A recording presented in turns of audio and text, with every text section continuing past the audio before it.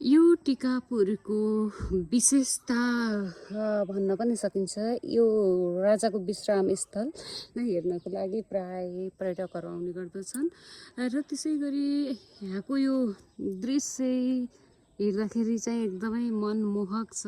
Wow है, एकदमै सुन्दर छ।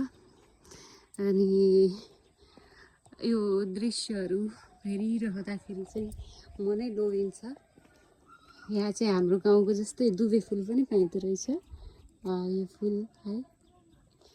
अनि त्यसपछि यहाँ चाहिँ मनले रोजेका मान्छेहरू पनि पाइँदो रहेछन्। अनि त्यसपछि जसको मनमा होइन एकदमै मान्छे पाइदैन, रोजेका मान्छे लिएर घुम्न आउने ठाउँ हो क्या यो चाहिँ। ए त्यही त, मनले रोजेका मान्छेहरू ल्याएर घुम्न आउने ठाउँ रहेछ यो चाहिँ है।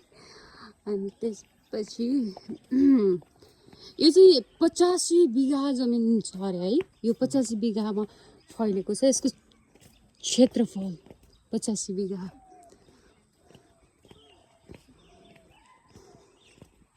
तर पहिलाको जस्तो रौनक रहेनछ खास, त्यही त। अहिले चाहिँ जताततै हरियो मात्र छ। त्यति बेला चाहिँ यस्तो म धेरै वर्ष पहिला आउँदाखेरि चाहिँ टक्क कस्तो राम्रो थियो है। ऐश्वर्य उद्यान, अनि जहाँ वीरेन्द्र त्यहाँ ऐश्वर्य। वीरेन्द्र र जहाँ निर्मल स्वच्छता त्यहाँ प्रेम, प्रेम।